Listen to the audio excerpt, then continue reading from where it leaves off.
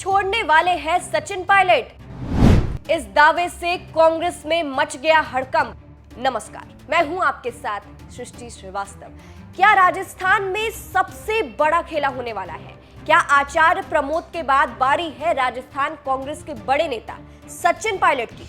इस वक्त राजनीतिक गलियारों में इन सवालों ने बवाल मचा रखा है, क्योंकि पहले से सचिन पायलट कई बार कांग्रेस से नाराज रह चुके हैं, गहलोत से विवाद भी रह चुका है। लेकिन क्या बात इतनी आगे बढ़ गई है कि पार्टी छोड़ने की नौबत आ गई है?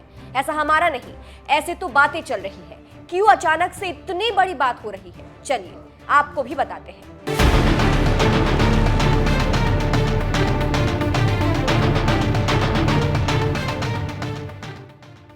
अब देखिए, लोकसभा चुनाव नजदीक है और इसी वक्त खेला होने का सबसे ज्यादा डर रहता है, और फिलहाल कांग्रेस को इस बात का सबसे ज्यादा डर है। ताजा एग्जाम्पल है आचार्य प्रमोद कृष्णम, जिन्हें फिलहाल पार्टी से निष्कासित किया गया है, लेकिन वो पहले से बीजेपी की तारीफ कर रहे थे।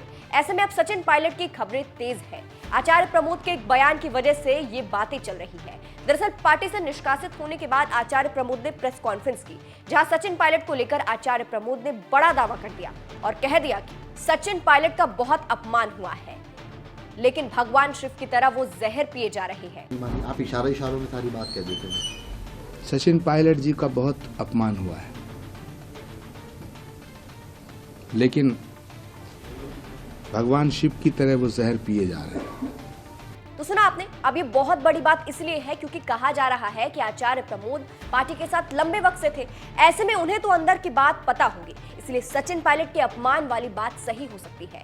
अब आचार्य प्रमोद के इस बयान के बाद से ही दावा किया जा रहा है कि क्या आप सचिन पायलट भी कांग्रेस छोड़ देंगे? अगर उनका इतना अपमान हो रहा है सचमुच, तो क्या वो कांग्रेस छोड़ने वाले हैं? अगर असल में आचार्य प्रमोद की बात सच है, तो क्या सचिन पायलट कोई बड़ा कदम उठाएंगे? वहीं धीरेन्द्र रावत नाम के एक यूजर ने आचार्य प्रमोद के बयान को पोस्ट करते हुए बड़ा दावा किया है और लिखा है, आचार्य प्रमोद कृष्णम के बाद क्या अगला नंबर सचिन पायलट का है?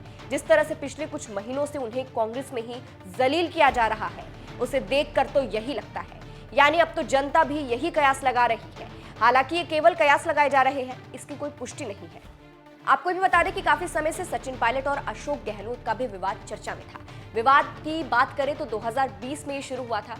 ऐसा खुलकर तो कुछ कभी सामने नहीं आया था, लेकिन कहा जाता है कि उस वक्त सचिन पायलट को कोई बड़ी जिम्मेदारी नहीं मिली थी, इसलिए पायलट और गहलोत के बीच घमासान के चलते राज्य में कई वर्षों तक उनके बीच टकराव की स्थिति बनी हुई थी। इसी बात पर यह भी कहा जाता है कि कांग्रेस में सचिन पायलट की बहुत बेइज्जती हुई है। फिलहाल बात आचार्य प्रमोद की करें तो कुछ दिनों से उनकी बीजेपी से नजदीकियां बढ़ती जा रही थी। उसके ऊपर से उन्होंने पीएम मोदी से मुलाकात भी की थी और अब तो उन्हें पार्टी से निष्कासित ही कर दिया गया है। फिलहाल जिस तरह से आचार्य प्रमोद ने दावा किया है कि सचिन पायलट को अपमान किया जा रहा है, तो क्या सच में सचिन पायलट कोई बड़ा कदम उठाएंगे? कमेंट करके जरूर बताइएगा। अंत में आपको आचार्य प्रमोद का पूरा बयान सुनाते हैं। नमस्कार। आप इशारों में सारी बात कह देते हैं। सचिन पायलट जी का बहुत अपमान हुआ है,